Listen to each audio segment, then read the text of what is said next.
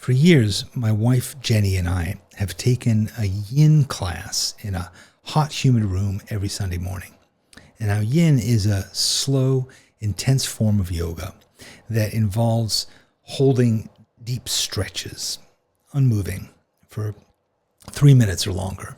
And our teacher, Casey, is a wise woman who has shown us that our bodies and our lives are complex, networked systems that are just amazing when you start to understand how they work.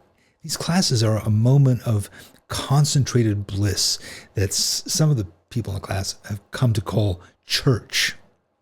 Anyway, on one Sunday, as we were sitting in these kind of awkward pretzel shapes that are mainly named after animals, Casey talked about how the sympathetic nervous system responds to injury.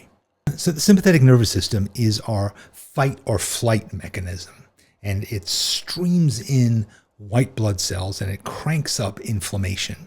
And it's really important for our survival, but sometimes it's an wild overreaction, like sending 6 fire engines to a false smoke alarm. Now we also have a parasympathetic nervous system.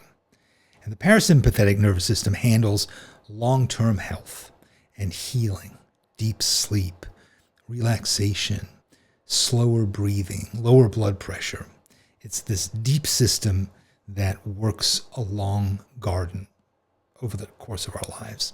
And instead of big guns and flashing lights, it strengthens our immunity and it enhances our ability to recover over years. Which made me think about Christmas.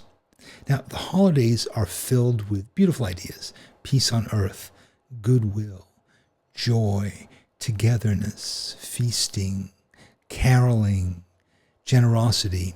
And then New Year's arrives with the promise of a fresh start and a better life. But Christmas can also feel like a sympathetic response.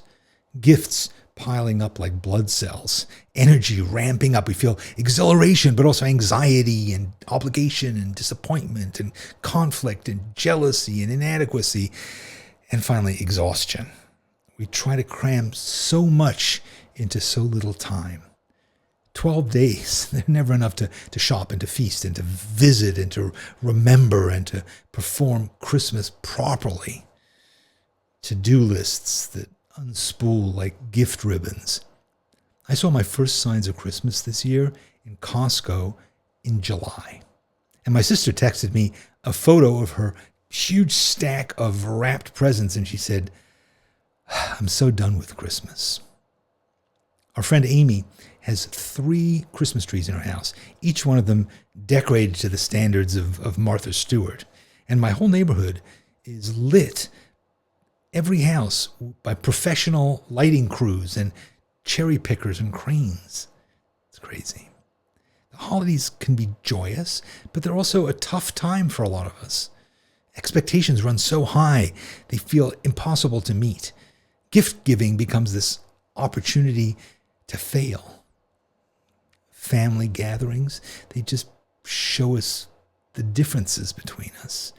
And the season can underline loneliness and distance and loss.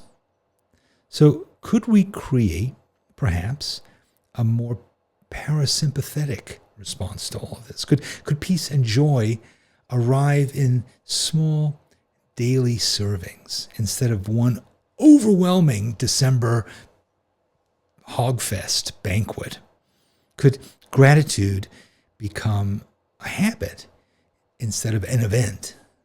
What if we opened our sketchbooks and we drew what we already have?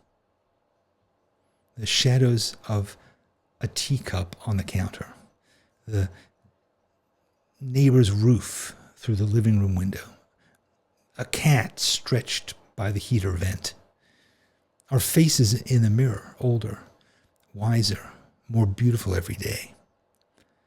As we draw, our pulse slows, our blood pressure drops. Cells quietly mend the damage of daily living. We grow calmer, more appreciative. We notice steaming tea. We notice bird song, the soft movement of leaves. Have you seen All Creatures Great and Small? It's a TV show about life in a Yorkshire village in the 1930s. And the first season ends with a Christmas party in the local pub in the village. Holly and pine, dogs asleep by the fire.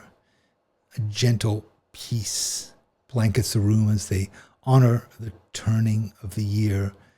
Neighbors, friends, clink a glass. It's a life well lived. I wish you a parasympathetic Christmas and a healing new year.